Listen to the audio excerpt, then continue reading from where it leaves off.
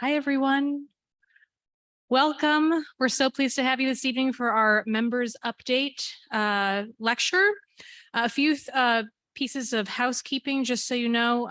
As members, first, we want to thank you for your support of the Preservation Society.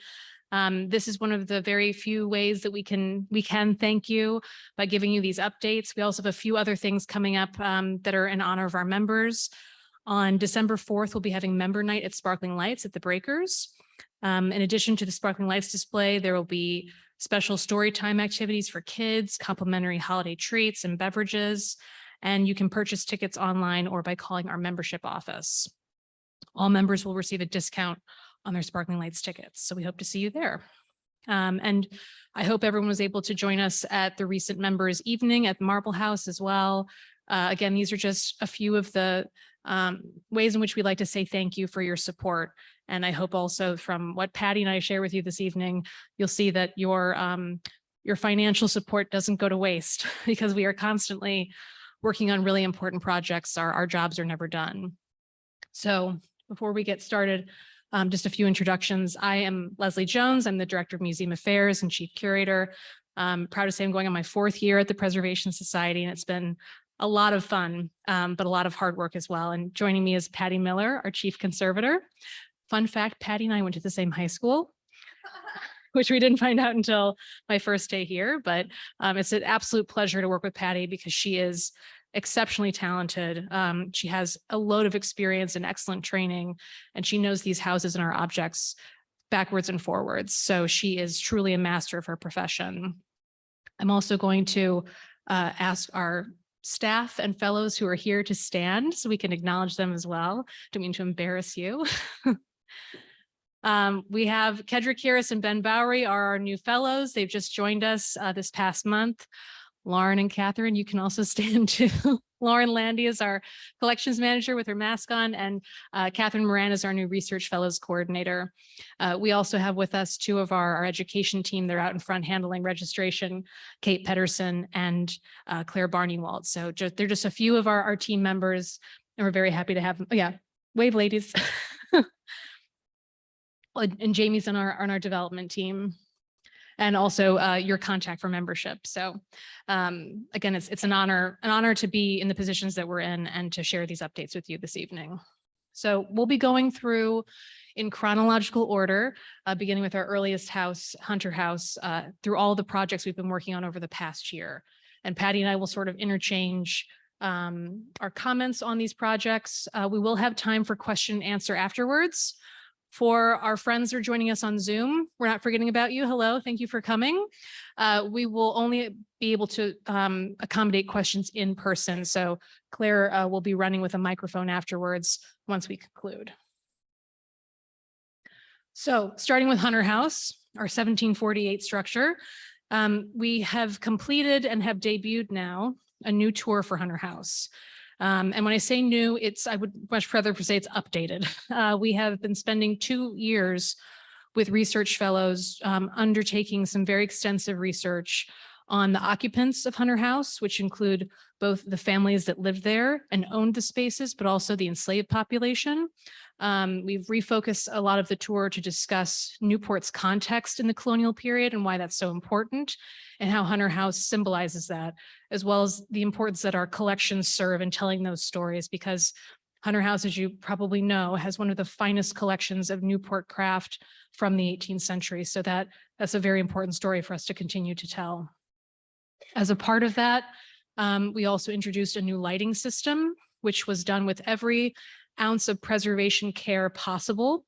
Sandra Leotis, who's actually locally based, is an exceptional museum lighting designer and created a specific lighting system for us. We've also engaged Salve Regina University, who we partner with on many occasions, but they conducted ground penetrating radar, which is a very fancy term for basically scanning the ground to see where we can find disturbances in our efforts to try and fully map out the landscape of Hunter House, where outbuildings used to be, where there may have been workspaces and the original wharves. We, of course, finalized a new checklist for objects on the new tour, which I'm happy to report, if not all, but most of the available time slots for that tour since it opened in August have been sold out. So it's been really well received. In anticipation of the work we've been doing in reopening, we repainted and plastered walls and ceilings in 3 spaces. We had new custom exhibition casework and platforms created in-house by Dave Oakley in our properties department.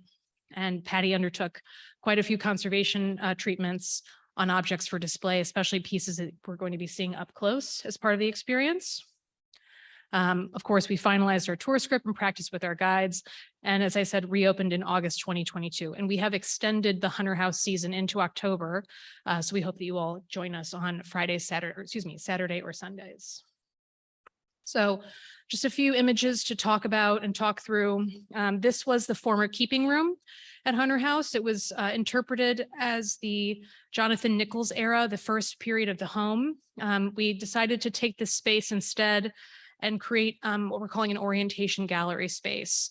It used to be as part of your Hunter House experience, rain or shine or sleet or hail, you'd start your tour outside. And now you start your experience indoors with a space that is orienting you to the history of the house, introducing you to the characters of its history, and showcasing some of our beautiful collections. So this is it emptied. This is as we began the process of designing the lighting system.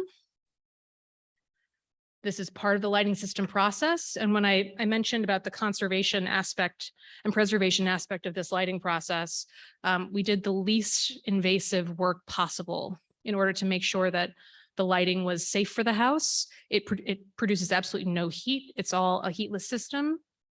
And also that the least amount of penetration went into the surfaces, which none of the plaster in Hunter House is original. So there's no need to worry. We weren't interfering with any of the original materials.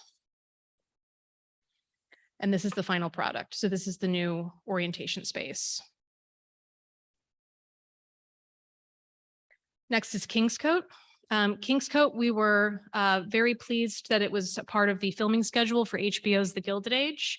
So there was quite a bit of work that took place in emptying spaces, which I hope you all tune in when the new season comes in and recognize parts of Kingscote. We had spring 2022 filming, interior and exterior.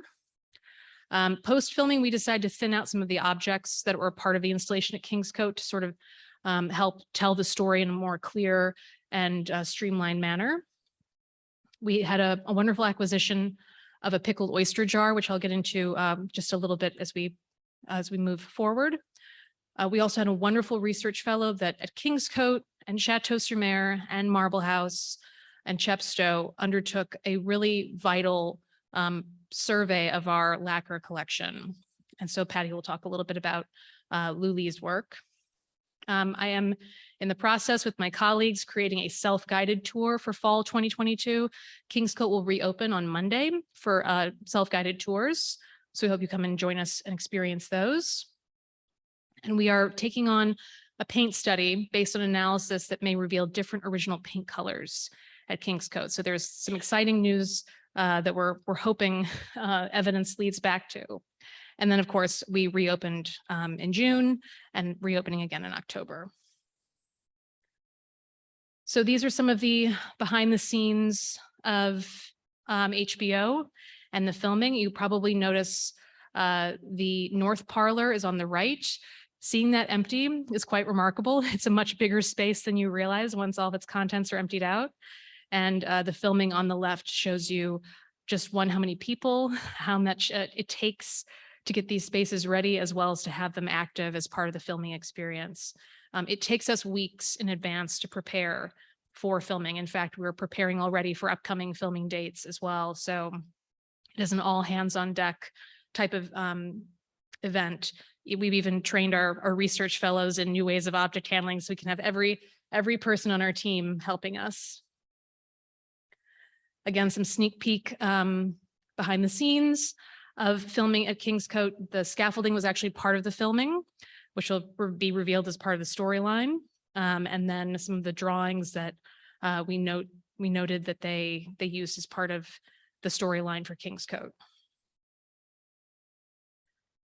This is a pickled oyster jar from Thomas Downing. He was a New York entrepreneur, and one of the most important entrepreneurs in terms of pickled oysters and seafare in New York City during the 19th century. We had a research fellow, Adrian Cato, who was working on the Black experience in Newport during the 19th century last year and made us aware of these pickled oyster jars. Downing has a specific connection to Newport through his son, Edward T. Downing, who became a major business owner in the city, actually had a really successful hotel, the Seagirt, and was a huge contributor to the integration of schools here in Newport, and also the greater advancement for civil rights. So the Downing story is something we're going to be incorporating into the Kingscote story, because Downing's oysters were shipped to Newport. Even though there was a bountiful oyster, I guess, market here, pickled oysters coming from New York were actually quite prized.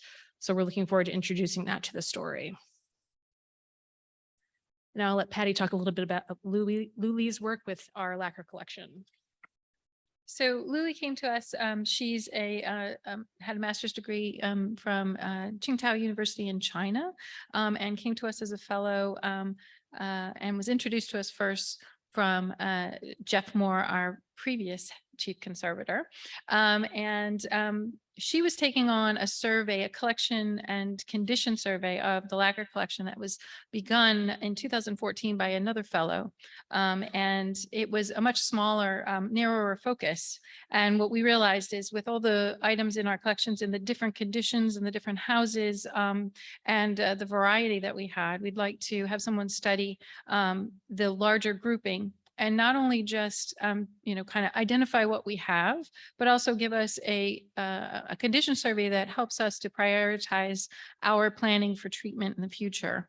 But what was wonderful is that with Luli's expertise and experience that she brought with her, plus her other connections, she was able to identify some really interesting objects that we had in our collection that we didn't really know that many stories about. She actually focused down on this one particular dressing table box that you see in the picture on the left, that's at Kingscote, and it's fascinating.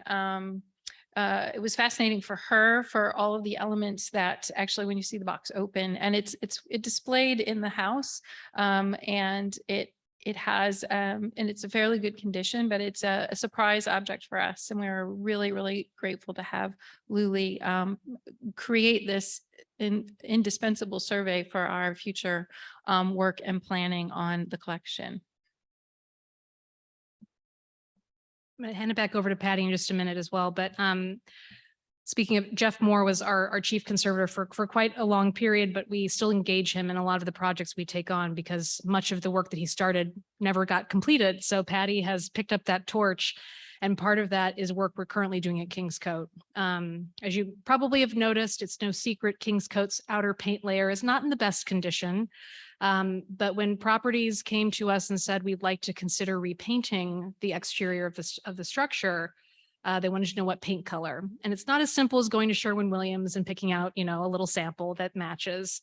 We have to take a lot of factors into consideration, particularly if we can study the paint layers beneath the current layer. And Jeff had begun that work 20 years ago, maybe? Yeah, starting in about 2002, I think was the first time. So Jeff actually came to find out through his analysis that he believed the entire exterior Kingscote was a wholly different color after the McKim Mead and White edition in the 1880s. So we are currently taking the steps, Patty, I should say, is taking the steps to take those samples that Jeff created, or Jeff was able to find in 2002, send them off to labs to see what the actual paint would have been. Because as you can imagine, if there was a paint layer from 1880 that had been on there for many years, hot Newport sun, lots of salty air, that paint color is actually going to change significantly in just a short period of time. So getting what the original paint consistency was is part of our forthcoming plan. And then who knows, there might be some major visual changes at Kingscote. Do you want me to move on to the next one? You can follow up. Well, they'll just say, right, and we're currently actively also taking new samples. So as the house is being prepared for painting, we're getting access to areas that maybe we haven't had access to previously via the ladders or scaffolding that's being put up. But the original paint study was expanded in 2009 through 2014 by Jeff Moore during the roof replacement project. So if you were around as a member then, you know that we did an extensive roof project job, and every opportunity Jeff had to get up on the building and look for evidence of earlier paint layers from elements that were not very accessible, but really well protected. He was able to get there. And so from the series of samples that he removed, I've then been reconfirming from areas around the building and from samples that actually were saved from previous restorations. So we do save samples. Now, if you look at the samples that are up on the screen now, what you're looking at is a cross section of historic paint layers. On one of the samples, the first sample on the left, you don't actually see the wood layer, but it would be right at the bottom. So right where that says Richard Upjohn. So what we have is you have the original construction designed by Richard Upjohn from sorry, it says 19. It means 1839 to 1841. That's roughly what you would say was to be the original period. And you see that sort of ragged sandy layer. Well, that's a sanded paint surface, and that would have been the Upjohn period. And that would be from an original section on the house. Oh yeah, I can do that, can't I? So I'm looking at very, very wide area right here, all along there. So this sort of pinkish color, right? And all these little sand grains. Yeah. Oh, is it not showing up? Oh, I'm sorry. So it doesn't show up, but anyway, those little sand grains. And then you see that narrower band above that, which says 1880 to 1886. That's the area that we're actually interested in, because the actual layout and construction that you see now is what was done by McKim and White. So you have the additions that were added. And so what we want to do is represent the exterior of the house from the period that it is actually around the time of the completion of the McKim and White additions. And we have, thanks to some of the research from a previous fellow many years ago, who went through all the probate records, we have information about how many times the house was paid in based on billing. And so we've sort of lined that information up as well. And then, as Leslie said, I've taken samples like these and sent them off for analysis, which will actually give us the pigments within the particular layer we're interested in, and the binders, which will obviously be an oil-based paint. But anyway, it gives us a better representation of what the color is, because the color will have aged and changed in the layer over time. So we don't want to get it wrong, right? So it's a really great opportunity to finally represent this house at the period of significance that we've been aiming for many years. The sample on the right is actually from a piece of the exterior that was added by McKim and White. So that's how we know that that's the target level, like the target area. Can you tell us what the color might be? You go ahead. So we've done just a visual color match to it, which is, I think the best way to describe it is not very pretty, right? It's a dark greenish, grayish brown, right? But I think what we're moving towards is probably a very, it's like probably a dark grayish green. And it's just that elements within the pigment have aged and the actual oil has aged. So we see it as this kind of a murky brown as well in many of the stratigraphies. But I feel like what you're seeing in this, which I'm going to just go over there and point to it.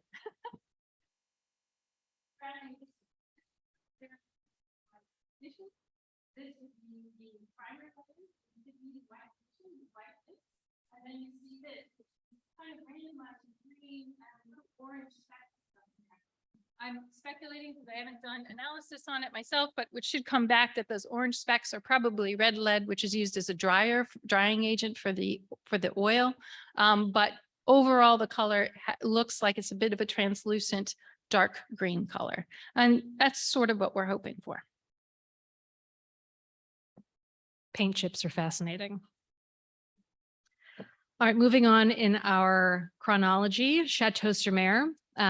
We've been very fortunate to receive funding from one of our members to do an environmental study of the house. And we'll go into a little bit more of that, but Chateau-sur-Mer is one of the most, for a visitor, one of the most uncomfortable houses to be in during the summer. It has very little airflow, but that also relates directly to the materials and the fabric in the house, because we see a lot of expansion and contraction in the objects that are there, the architecture, but then also in things like the tooled leather wall coverings.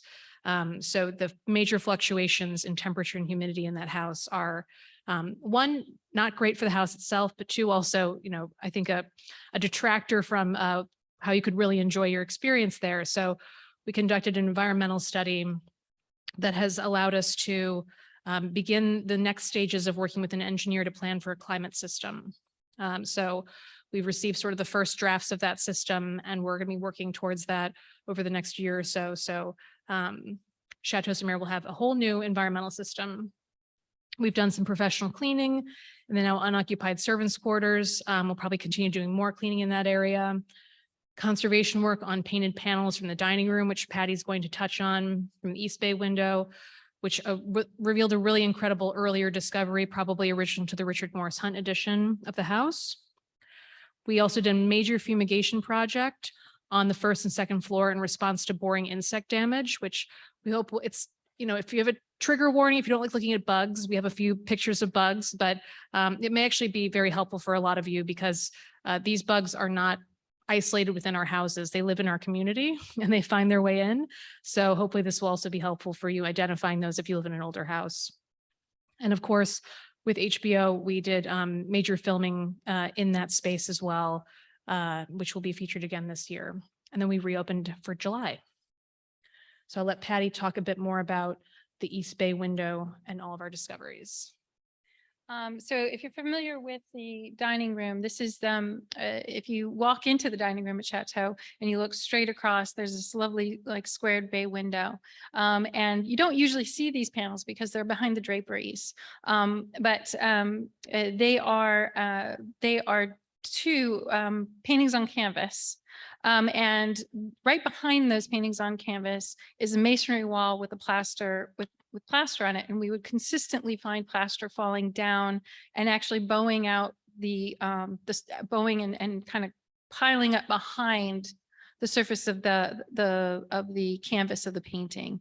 So it was not only was it damaging the painting, but it was sort of filtering out into the floor, and it was also preventing us from opening and closing this series of shutters that are in that space, which historically those shutters are just beautiful when they're partially closed or partially open. So in order to get to the damaged plaster behind and to take these paintings off and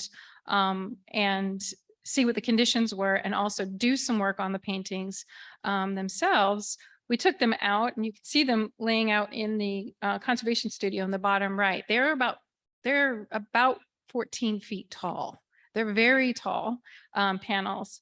But when we took the one off, we took the one off on the right and we dealt with that one. Then later we took the one off on the left, and we discovered a completely different decoration campaign, or a similar decoration, but a campaign directly on the plaster, which we had no record of. And so in finding that, we noticed that some of the elements of the design were also the same. So if you look in the top right-hand corner, you'll see that butterfly. That's on the painted canvas panel. And underneath is a painted on paper butterfly that it was adhered to the surface of the plaster. So we have remnants of this paper design. It's like an applique design onto the plaster wall. And I'm just going to advance. And this is, where do I do that? Right there. So this is just a video now of that whole section of what we found. Going up, all the way up to the ceiling. And we're currently, we're recording that information and deciding how exactly we're going to preserve it, if it's safe to preserve it in place, or what we're going to need to do. But the 2 panels are currently out for conservation with a contractor that we work with, and we should be able to bring them back in the spring. And then, like Leslie said, we had evidence since 2014 of wood boring insects, a powder post beetle that was discovered in Mrs. Wetmore's bedroom on the 2nd floor. And we had been monitoring it and treating it. But last year, we pulled up one of the rugs for the filming of HBO, and under it, we found far more activity than we'd ever seen before. There's no real explanation for that, but the fact that they are still progressing through the space means, and coming up through a finished oak floor means that there's a possibility that they could be into the structure wood of the like the floor joists. So our concern was that we didn't want that to spread into the structure of the building. And also we had activity that was popping up in other elements like furnishings in the ballroom, which is right below the room. And we also have past evidence of active boring insects in the house. And it has been treated before, but we just want to keep an eye on all of those things. So what we did is, with the company that we work with, we devised a project to basically seal off just the sections from Mrs. Wetmore's bedroom, Mr. Wetmore's bedroom, the hall and the Turkish room, and then below the ballroom, the green salon, the marble hall, and that area. And that basically constituted our localized treatment with fumigation. And oh, I didn't give you a warning about the bugs. So this just gives you an idea of, I mean, these are very, very tiny bugs, right? They're a larva that burrows through the softer parts of the wood.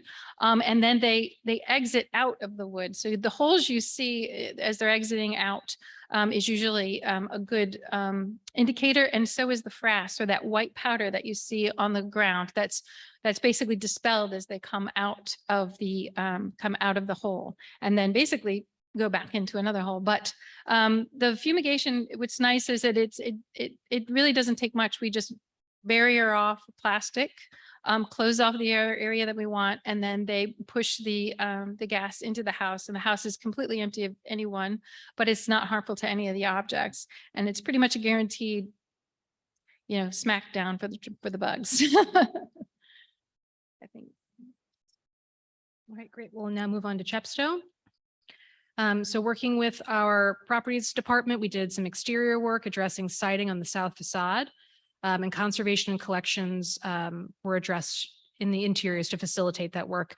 If there's ever any sort of major work on the outside of our houses, we make sure that any of the objects that are either on the walls directly behind it or on furniture that's close in proximity, you just never know if there's any vibrations. So it was quite an undertaking to prep those spaces interiors. We also will continue to plan investigating an insulation issue that's been identified, where it may be the rationale why there are constantly moth problems in Chepstow. It's one of those houses we just can't figure out why there are always moths in that house. We have done major fumigation services.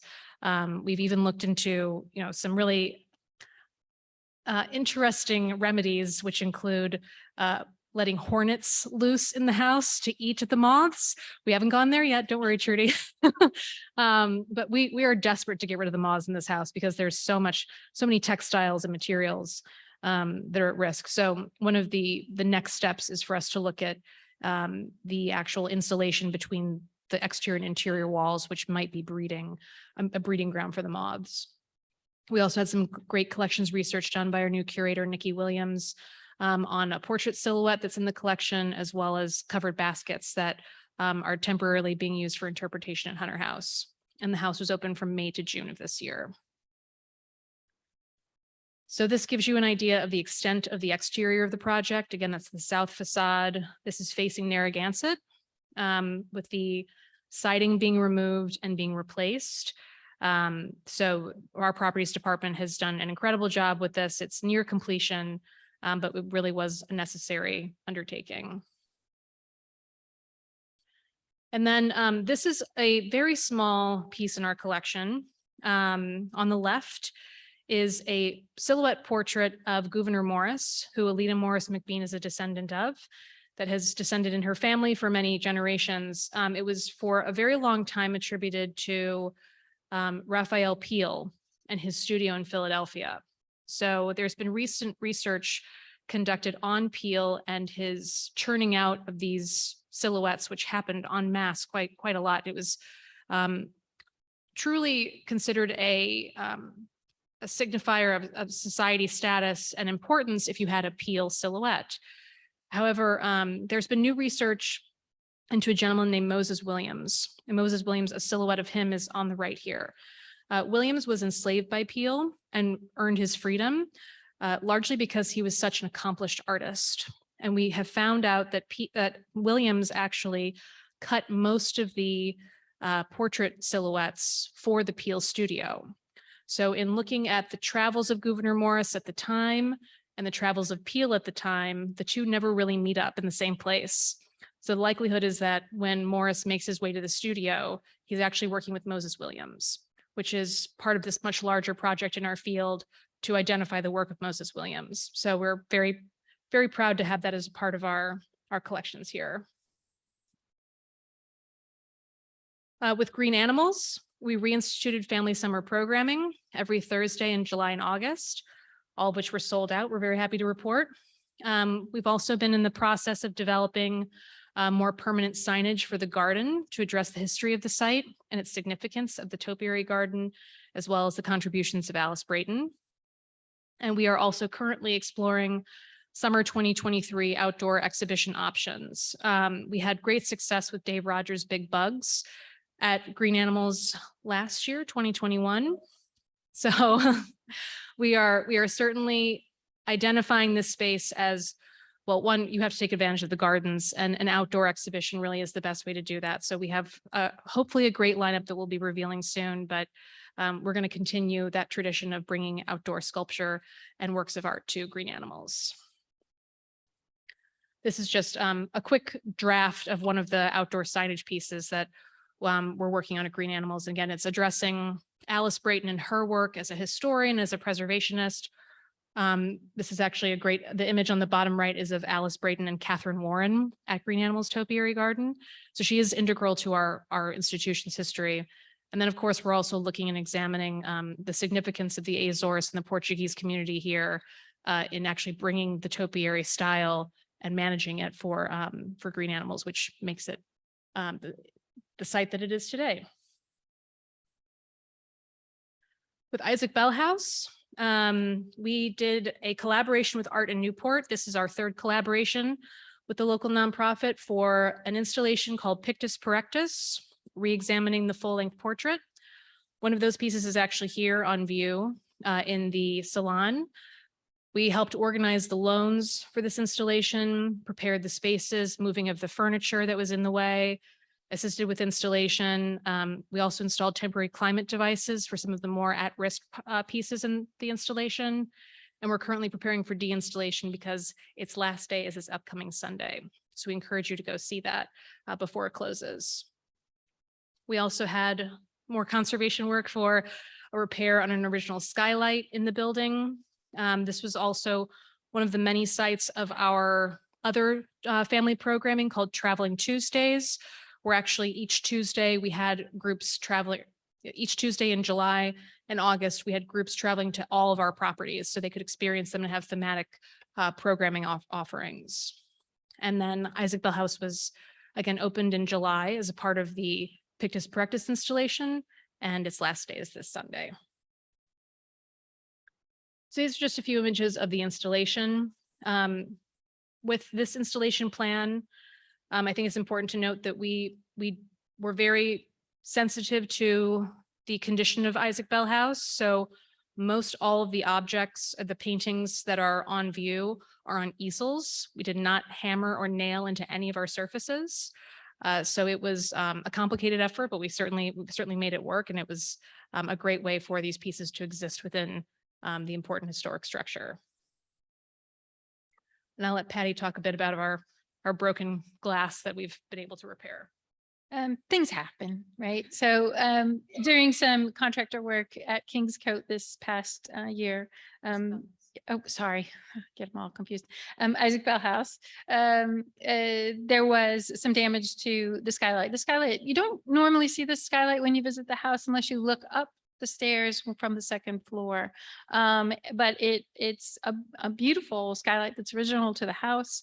And from my knowledge had not probably been out, except maybe during the restoration, they temporarily took it out back in the 90s.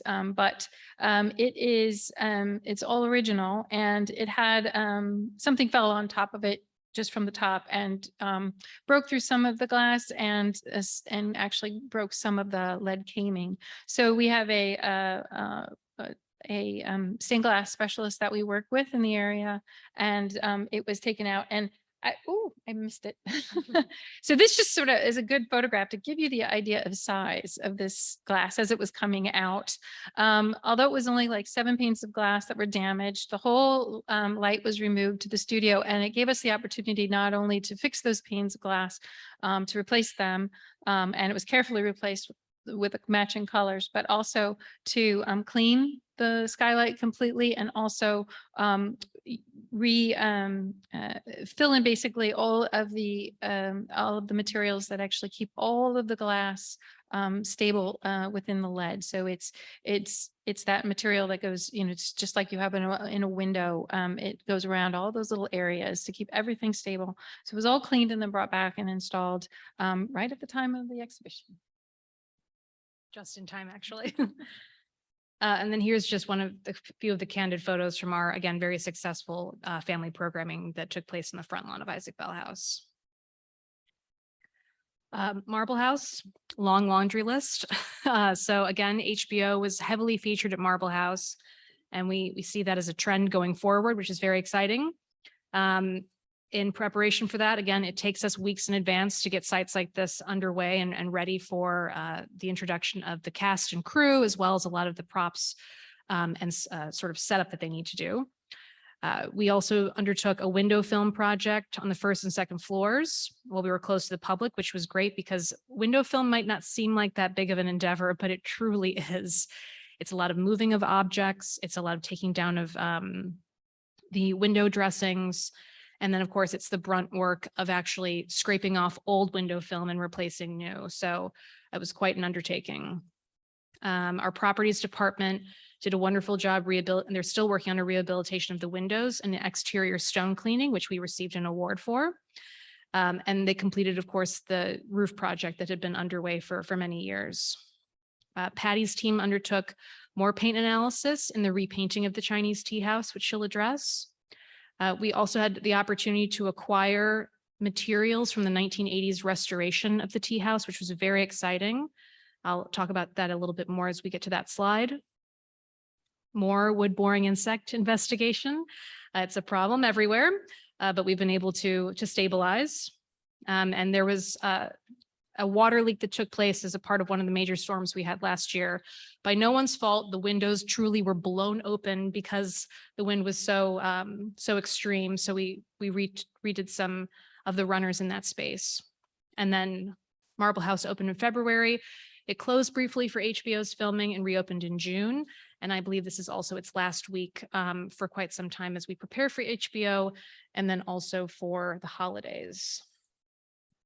So this is, again, one of those behind the scenes images, Marble House dining room, the extreme lengths that go into setting up these spaces for filming.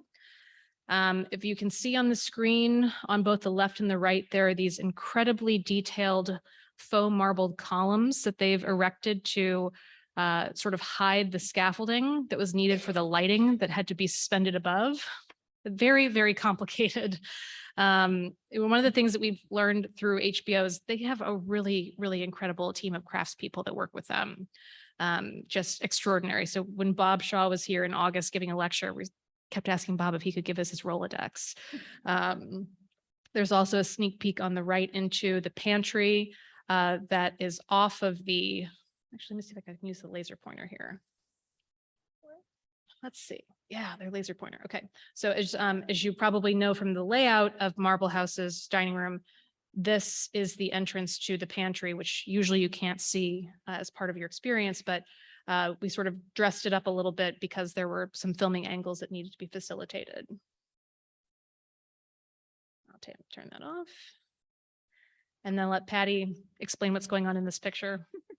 Well, it's so window film. So we use window film. It basically reduces to 99.9% all of UV that comes through. And we concerned about UV because UV damages our textiles. It can damage our wood surfaces, especially our lacquer objects, things like that. They're in direct sunlight. And most of our houses have a history of having some sort of UV window film protection. But obviously, as a technology, it gets better every 10-year cycle or so, or even faster than that. Some of our film had been up for maybe about 20 to 30 years. Marble House in particular had many, many campaigns of a window film as we would go through and restore different areas of the house, maybe replacing fabrics in the gold salon, or working in Alva Vanderbilt's bedroom, or working in another bedroom. Then we would then do the window film. Over time, that film degrades and you no longer get the UV protection, and you also sometimes get unsightly bubbling and degradation of the film because it is under sunlight all the time. So it's hard to see on the left-hand side, but if you look in the left-hand image, you see the bubbling and kind of like delaminating of the film on, oh, that's right, laser pointer. There you go. On here. So you can see these large bubbles and detachment that was happening. Also, it discolors, some of it will discolor over time. Here's our contractor that we work with on both this house and the Elms, because we also did it at the Elms, which we'll talk about later. But this is peeling off some of the really, really heavy duty window film that we had in the gold salon, and then replacing it with the newer material. And that was about 22 years old, that film. And like Leslie said, we have to not only move the furniture, we have to move all the shears from there. And then it gives us access and the opportunity to do other things like clean those shears, which hadn't been cleaned in a while. But this on the right-hand side, you can see, do you see this sort of bronzy effect, right? That's the old film. And all of this is the new film. So it actually changes the appearance. We went with a slightly different type of material that's been created, a ceramic film, and it gives a much more clear both in and out without a reflection. And so it is actually giving us a more historic and appropriate look to the exterior of the house, while also providing protection. This is just an image of the new, actually on the left, when we had the leak through the window in the boys' bedroom, and then the new selected carpet being replaced in that room. And then you want to. One of the joys and frustrations, I would say, too, of the work that we do is the surprises that come along the way. This is a collection of materials that had been kept by one of the original workers on the 1982 restoration and movement of the actual tea house at Marble House. It was, we believe, test samples of various different moldings that were being done, photographs, letters, and other objects that were being sold at auction. And we weren't made aware of the auction and didn't know about it, so they sold to someone else.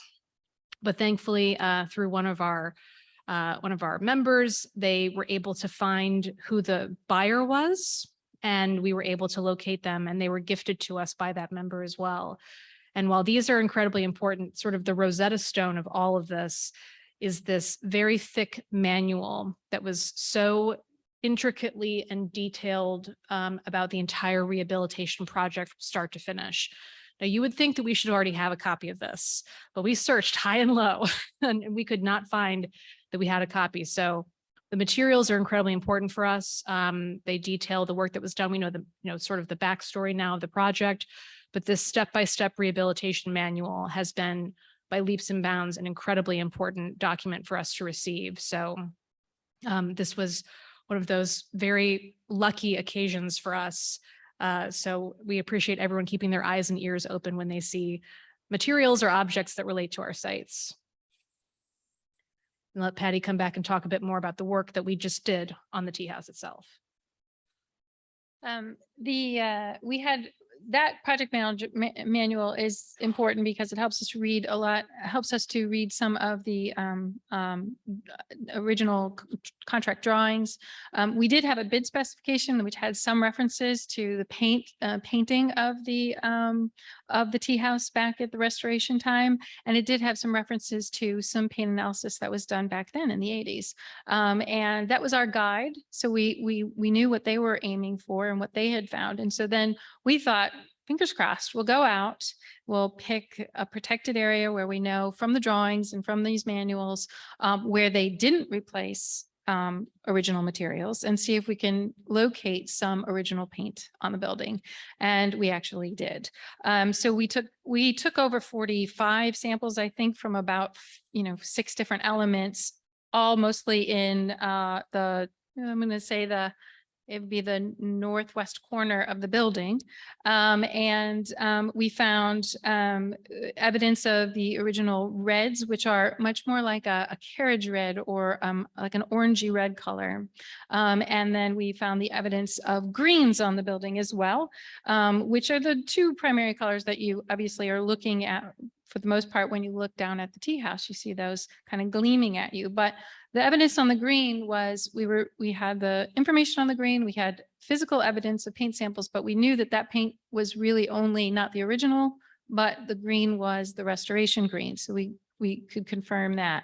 Then, and on the right-hand side, you see just some of the drawdowns that we had done with the painting company to make sure that we were happy with both the color of the red and also the sheen.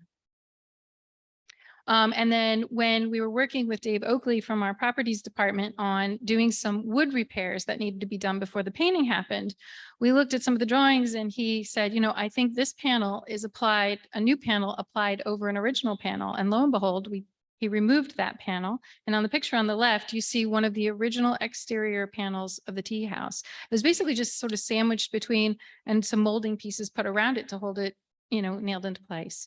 And so we've actually since then taken samples from that to help us try and identify again what maybe those panels actually looked like, because we're not as confident that they were this bright green, but we'll find out when we do a little bit more research.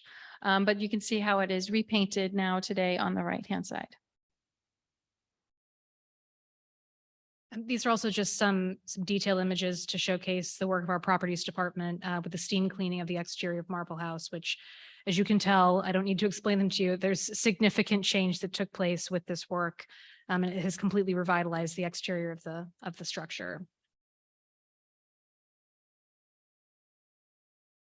And these are also images from the roof project that was incredibly important for Marble House. And as you all probably know, we're about to undertake a roof project here. Not the sexiest thing to talk about, but roofs are vital. There was also then work that needed to take place in the service pit that's on the north side of the house.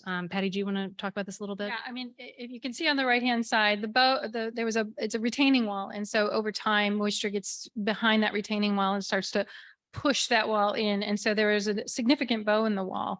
And we had a lot of the marble and the granite panels themselves actually shifting out of plane. And so it was an important project to take that portion of the wall down and rebuild it. And the contractors that the properties department had were amazing in terms of their care and their resetting of the stones perfectly. So it is now, I'll move to the next image. It's now there on the left-hand side. That's it all rebuilt, and you wouldn't really know that it ever happened, which is perfect. And that leads us into another properties project, which is ongoing right now, which is all of the windows at Marble House are being repainted. For that project, the conservation department was involved in, again, identifying another significant paint color to get back to the original sort of off-white color. And often with these off-whites, when we find them, we can identify and we can color match them. But like I said, oils over time change a little bit, maybe look a little bit more yellower than they were. And this one, what we did is, I've done this so many times, I know exactly which way to push the color. And so we took 2 small samples out to the house and we were able to sort of pick the one that looked most appropriate with the marble. And you have to remember too, the marble itself has oxidized and aged over time. So your choice, even if you want to get it as accurate as it was historically, you have to remember that the house is now 100+ years older, and so are the materials on the outside. So it's very important to use your own sense of, what is an appropriate color to try and match back to the original. And so on the right-hand side, we have an image of one of the painted windows, which, just sort of blends in now. And then also the properties department is currently working on waterproofing the fountain. If you've been to Marble House this year, you probably noticed that it hasn't been running, and that's because there's been significant leaks within basically the backup material that goes into the house. And so we don't want water to come into the house. And so they're currently doing a new waterproofing project, which is going to be amazing to have the fountain run again, probably next year. Moving on to the breakers, surprisingly not our longest laundry list, even though it's our most visited house. But I think one of the most significant projects we took on at the breakers in this past year was the return of the Van Mander tapestry, which was a long time coming, delayed because of the pandemic, but an incredibly important endeavor that was taken on, started even before Patty had joined us, and finally came to its completion in October of last year. We'll have some more slides to go through with that. We introduced the Halloween program for children and families in 2020, and we continued that in October of 2021. It will be coming back in October of 2022, and members will get first chance at tickets. So stay tuned to your emails. We also have continued our tradition of sparkling lights at the breakers, and that will be coming back again this year. And a particular note, I was very proud to work on this project, was the return of Gertrude Vanderbilt's portrait by Raimundo di Madrazo y Garreta. We acquired that in November of 2021, thanks to a lot of very hard work by our development team and by Trudy. It arrived in January of 2022 and installed in June, and we'll show some images of that too. I'm gonna let Patty drive the car on this one because this is really her baby. So if you remember back, we took the tapestry out in 2017, but as Leslie said, it was a project that was started well before I arrived. But we finally got it going in 2017. It was deinstalled and then went off to DeWitt Royal Manufacturers in Belgium for conservation. And yes, conservation always takes sometimes a little bit longer than you expect. And so approximately 4 years later, it finally came back. But we learned a lot along the way. And I have an image up here right now, which is a before and after overall. So on your left, you have the before. These are images that were taken at DeWitt, and then on the right, you have the after. And so I think if you just let your eyes rest on those two photographs, you'll see how much more color, just richer colors have come out from after post cleaning. And I'm going to do a couple of slides that just show some details. So this just gives you an idea of how much lighter like the skin tones are, and you can pick up on some of those skin tones definitely. There was it's just sort of like an oxidation that was happening to the surface, which when it was cleaned, that sort of yellowish appearance went away from the tapestry. And now all the colors have a much more natural feel to them. One of the things that I think is really nice is that the blues actually really came through a lot more and became a much more significant, and I think draw to the tapestry is kind of pulling the color all the way through the tapestry. Cleaning was not the only part of the work. Our biggest concern was what happens with tapestries is that you have basically a breaking within the structure of the textile, and you have an unwinding or unweaving of the materials. You have also loss of some of the colored threads, which are mostly silk in this instance. Here you see a separation, and they have to go through and restitch all of that back together. And one of the things that they did do is they created a network of stitches that run pretty much from the top to bottom of the tapestry through a backing linen, which is called consolidation. But basically what it does is it helps to carry all the weight of that tapestry as it hangs. And as you know, our tapestry hangs every day for many, many years, and it hadn't been taken down in 125 plus years. And when we took it down, it's amazing that it was in the good as condition as it was, but we would like to stay up there just that much longer. So it was about every 1.5 centimeters going across the tapestry, they were running stitchwork all the way down the tapestry. So those blue arrows are kind of indicating that area. And then I have a quick video of the install, which happened very early in the morning. One morning in October, yeah, almost a year, yes. And so the process was to support the tapestry completely hanging from this scaffolding. And then we slowly put it out. It's supported. It is hung from Velcro. And so it goes out in this sort of undulated pattern where you're going every about 10 to 12 inches. And then you slowly move it out all the way. And so that's the process of hanging the tapestry. It actually went off pretty well. And then after that, after we had it hung, it sat there for about a week. And then we began the process of installing the new velvet panels. So on the left-hand photograph, you have us actually deinstalling the old velvet panels. And when I talk about UV degradation and changing of materials, you can see how that beautiful blue velvet had turned sort of a muddy reddish brown over time. And we installed a new blue velvet that panels on the side, but we were able to reuse the trim, the original GIMP, which you see in the left-hand photograph, the orange, sort of that orangey yellow GIMP that's there. Oh, it is there. Sorry. And then we reused that same material again to frame out the velvet panels, the new velvet panels. We also did some additional cleaning of the stone work, the stone frame and the columns that surround the tapestry, which is part of the same process that we use at the Elms, and I'll talk about in a little bit. And then that was after the tapestry was finished. The Madrazo portrait that returned, just a little bit of background information. So this is a companion portrait to a painting that was already in our collection of Alice Vanderbilt by the same artist from the same year, 1880. They were commissioned together. This is much smaller than Alice's portrait. You might recall that it's at the top of the stairs at the Breakers, just underneath the tapestry. These were originally designated for 1 West 57th Street, which is where the Vanderbilts had their New York home. But Alice moved these paintings to the Breakers after that house was sold. So it was her intention to move them to the Breakers and place them where they currently are today. This was on loan to us for many years by members of the family, separated from its original frame. And it came to market about 2 or 3 years ago.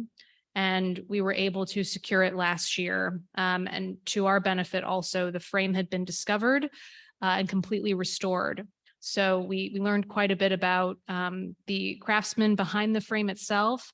And then we're very, very pleased to be able to rehang it above Gertrude's bed in her childhood bedroom at the Breakers. The Breakers Stable and Carriage House, our main focus for this year was coaching weekend, which just concluded, and we did quite a bit of preparing in that space as well as cleaning up following, and it was open for the month of August. And here's just a few highlights of this space being used during coaching weekend. It was an active stable for many of the horses being used as part of coaching weekend. And then it also featured and hosted an opening reception.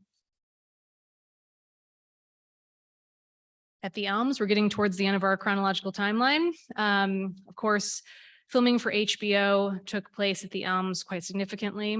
Patty continued her limestone wall cleaning project, which she showed a little bit of as that took place at the Breakers, but we'll go into more detail here. More window film replacement. Properties conducted window restoration, which we talked quite a little bit about at Marble House. It started at the Elms. And there was also the necessity to repair the Spring Street wall, which was one of the, again, surprises. Nobody knew the wall was in disrepair or that it was at risk, but the wall gave in and it was a major undertaking. We also had objects returned to the Elms from the auction that took place after Julia Berwin passed away. Some of those objects had been acquired by Doris Duke. And so they were at Rough Point, and our friends at the Newport Restoration Foundation have generously loaned those back to us. So we'll show some images there. And then we had a wonderful conservation intern, Caitlin Green, who was with us all summer and worked on a truly transformative project, cleaning the sculpture and doing a survey for maintenance that's on the exterior of the elms. So here's some more behind the scenes. I think we were all holding our breath when this equipment was being brought in the front door. But it's again, our friends at HBO are really wonderful to work with. And they care for these houses just as much as we do. So all the proper precautions were put in place. And here's some of the transformations that took place as a part of filming. On the left is the interior of the ballroom. On the right, they did not lay cobblestones, but they had a faux cobblestone surface that they put in, which I'm sure they'll be adding, horses' hooves clacking on them as a part of production, but they really did transform the elms. And then I'll let Patty take it over again with our limestone cleaning. So we've been using a product that is a latex masonry cleaner, and it's what's nice about it is a kind of like a gel, like you paint it on the surface. You put it on about an 1/8 or so inch thick, and it dries, and then you peel it off. So there's no requirement for using any kind of water. So it's perfect for interior cleaning, and it's used in churches and in other public spaces, and it can be easily applied while the house is open, or in this case, we were able to do some while it was open and also during a period when the house was closed. And you can see as it comes off like a skin, you see how it cleans those walls. So it actually goes on opaque, like a creamy color. And then as it dries, it goes kind of clearish. And then we just physically peel it off the wall.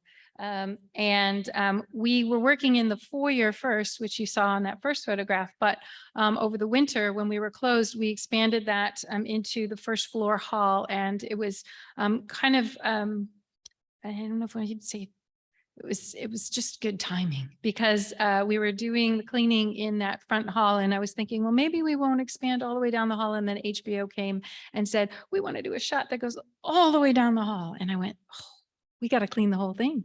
And so we did. So we got some help, and we actually expanded our cleaning project to include both alcoves, in the gallery spaces.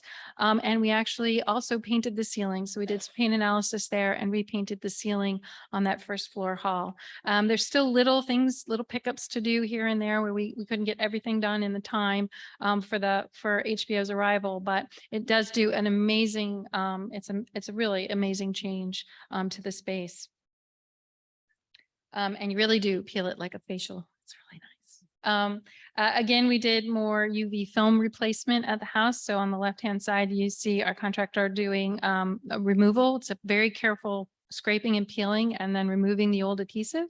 And then on the right-hand side, again, you have this kind of before and after image, which is the old film at the top, that yellowish. And that's why I was saying some of the films will just degrade to a strange color. That is in Mrs. Berwin's bedroom.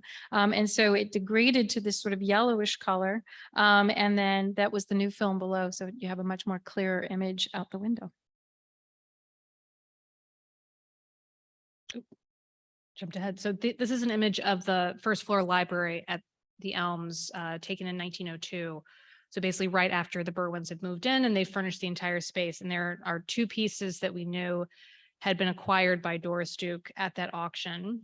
And they were this tapestry that's framed as well as a reliquary. And so we began conversations with our friends at NRF. These pieces had been in storage for quite some time, so they weren't going to be missed. And so there were some conservation reports done on them, and we were finally able to return them back to their original placement. So this was done probably about 4 months ago, early in the summer. And so we're happy to have those currently on short-term loan, but we're hoping to extend them to more of a long-term loan, which is part of our constant quest as our collections initiative is to try and identify and relocate objects that were original to these spaces. And thankfully there is a brilliant Park Bernay catalog of all of the objects that were sold in 1961 on Julia Berwin's estate, and it's all listed by room. So we know what belonged where. And that's sort of been our guiding principle. And this is our dear Caitlin, who we miss, but did a fantastic job working on the exterior of the elms for the sculpture being cleaned. So Rosecliff, our last house, we did quite a bit of preparation for the exhibition that's currently upstairs. That's curated by Ulysses Dietz. Moving of objects from every property. There is an object from every single one of our sites that's featured upstairs. So that took quite a lot of time. Prepping the gallery spaces, of course, and conservation treatment. That's the great part about exhibitions, that it gives us this opportunity to take things that haven't really been on view in an isolated perspective and bringing them to the public. But that also means we're seeing all of their blemishes. So they need a little bit of cleaning. The third floor of this property is also now vacated, which is making way for the upcoming roof project, a lot more simple. Properties also installed a new climate system for the general house area. And we had, of course, the painting, as I mentioned, installed as part of Pictus Practice that's currently in the salon. So I'll again let Patty take more time to talk about the transformative cleaning process that had to take place. Some of the pieces that were brought to us, like Leslie said, you can look at a room full of objects and you see the room full of objects, but when you bring them out into kind of a spotlight, we noticed some things. And if you look closely at the candelabras, which were from Marble House, they're on the left. Yes, on the left one, you sort of see this sort of greenish kind of color to the gilding onto the gilded surface on these. Just it's a natural process in the it's a light corrosion that happens, and when it's exposed to air, especially in our environment, and it needed a little bit of cleaning and attention. So we did that, and so this is the way they now look up in the exhibition, and it's a pair. So if you've seen the exhibition, you can appreciate the beauty, and it makes you want to go around and do this same treatment to everything. But I can't. So I like when they pick things like this because I get to work on them. They're my favorite things to work on. And then we also had some conservators come in and assist us with some of the projects. We had Sue McDonald come in and help us with a gilded throne chair from the Breakers. That one just needed a little bit of consolidation of the gilding. As you know, in our houses, the temperature and humidity changes always affect materials that are so different from each other, as in the wood substrate and the gilding materials that go over that. And so she was doing some consolidation and preparing that piece. And then we also had one of our former interns come in and throw down for some excellent volunteer work on doing some polishing. So we thank you very much, Sam. And there was a lot of polishing to do. There's a lot of silver in that exhibition, and many things that were in storage for a while. So they needed a lot of polishing attention. And polishing is very rewarding, but very slow. We also worked, our objects conservator, Carola Schuler, worked on these two beautiful chairs from Alva Vanderbilt's bedroom at Marble House. One is, the one on the left is the one that you typically see this type of chair in the room. It has the restored show cover, which means that velvet and all of that, all of the embroidery and everything on that show cover was replaced in the late 90s. And then the chair itself, it was in bad condition, so it was repainted as well, and a coating put on that chair, kind of like a glaze put over the chair. And unfortunately, that glaze has changed over time and it's gone kind of to a yellowish color, and it discolored the chair. On the right-hand side of that same picture, you have what I like to refer to as a survivor. So it's a conservation survivor. So that is an original chair with an original show cover, although most of the cut velvet is worn away from the chair from use and from age, but it also maintains the original paint coating on it. So it was invaluable for our research in terms of making sure we have the right restoration color as well, achieving that right restoration color. And so what we did is we wanted to show both chairs in the exhibition, but we talked with Ulysses about it. We thought from conservation perspective, so we really wanted to show this other chair. So The survivor chair, the one on the right, went through some consolidation of the original paint, but no restoration of that paint at all. And the show cover itself is just as we found it. And then what we did have to do, though, was for presentation, we had to remove that sort of clear coat, or what was a clear coat that had sort of yellowed and aged over time on the restored chair. And so our object conservator, Carol Schuler, did many tests to determine what would remove that clear coat, that yellowed clear coat, but leave the restoration paint intact and as original, as it was below. And so now the two chairs do, the wood portions of the chairs, painted portions do match much better. But it was a very slow process, but science always comes through. And we do have one big upcoming project here at Rosecliff that's going to be kind of coordinated with the roof project with Properties Department. But we're taking down the four seasons sculptures that are on the facade of the building. These are reproductions of the originals. When we acquired the house, the originals were already in very poor condition. They were terracotta. And our previous curator, Paul Miller, did a long research into where original replicas or something that he could compare them to would be. And he found examples in France. They were molded in France and then cast here at the Preservation Society in the early 2000s. Unfortunately, the materials have not weathered as expected, and we have some problems, and we've had some losses and some damages over the years.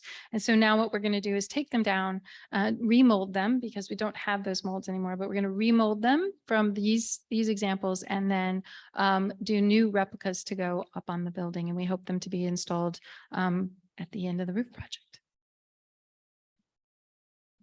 So that concludes our house updates. Just some updates for our department as well. We were very fortunate to receive a National Endowment for the Humanities grant that our development team helped us put together, that helped us prompt some rehiring of really necessary positions for museum affairs. So with that, we were able to bring in Ulysses Dietz as the guest curator, a new curator of collections, Dr. Nicole Williams, an education and programs coordinator, Kate Pedersen, and also research and education assistant, Claire Barneywalt. And we also were very privileged to hire within and promote Lauren Landy to collections manager. She was previously in charge of our digitization project, which she still runs, but has taken on more responsibilities. And we've also been able to hire a contract digitization specialist who will continue our efforts in digitizing our collections. We are currently in the process of interviewing 2 more positions, an archivist, as well as a textile conservator, which are incredibly necessary for the work that we do. Particularly, we've had a lot of research requests recently for items in our archives. And we'll put it this way, it needs a little bit of cleaning up. So we're really looking forward to bringing in these 2 new important positions. And with that, I think Claire has a microphone that she can run around. If you have any questions, just raise your hand and she'll bring it on over.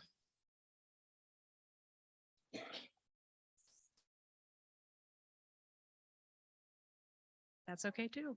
Yes. Which of the properties received new windows? Do any of them? Are the windows all original? Oh, most definitely not. Well, I mean, when we're doing our projects, we sometimes have to replace panes of glass within our windows, but for the most part, our windows themselves, like here at Rosecliff, the actual window sashes and things are all original.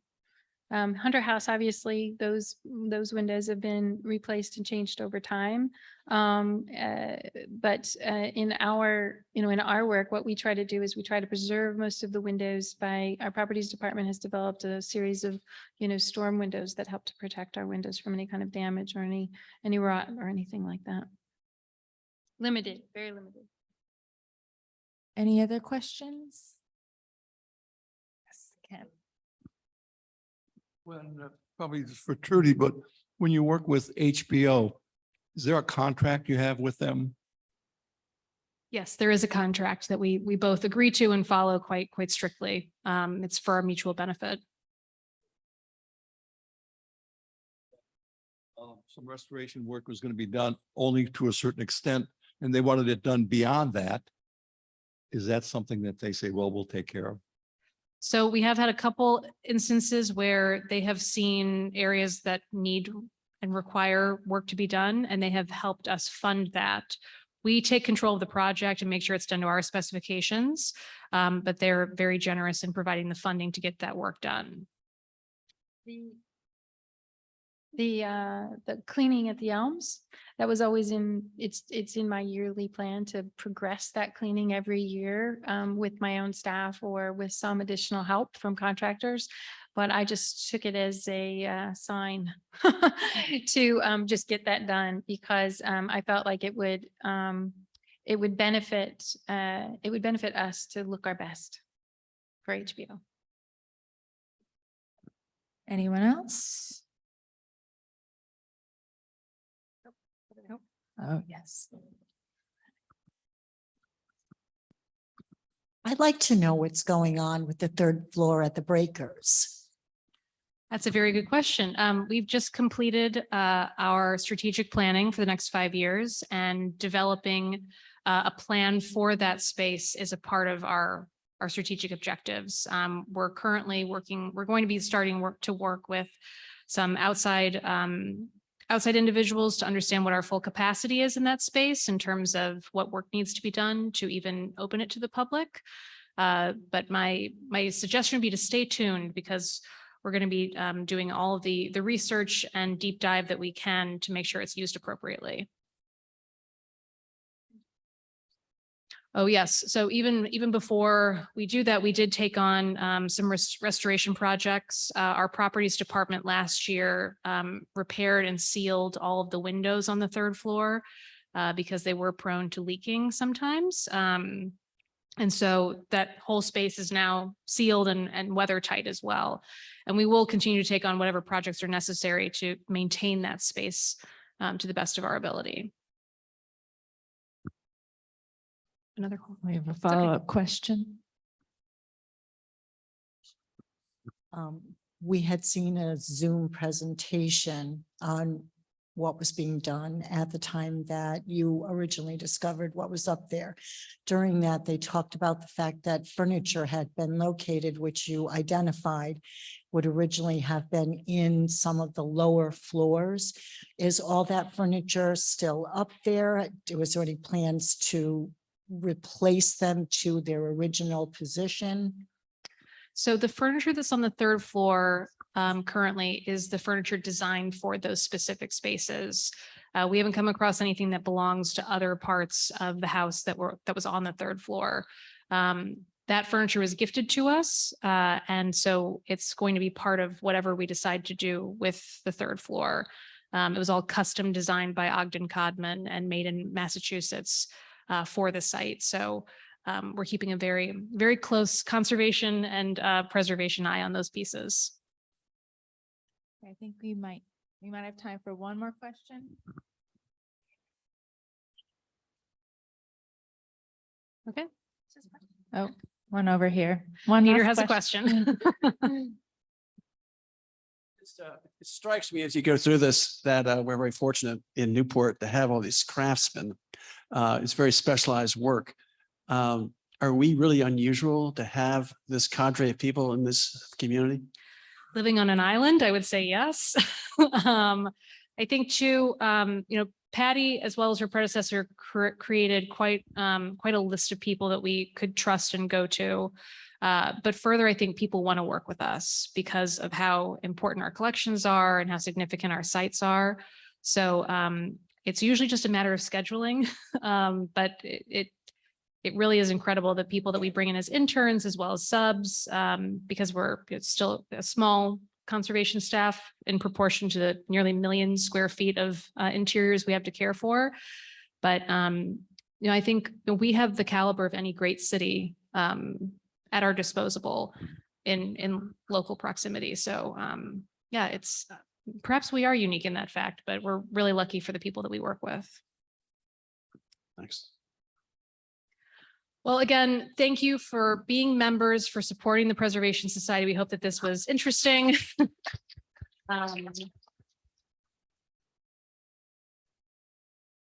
And it really is our pleasure to do this work and to serve our mission. So again, thank you for your support, and we look forward to seeing you again soon.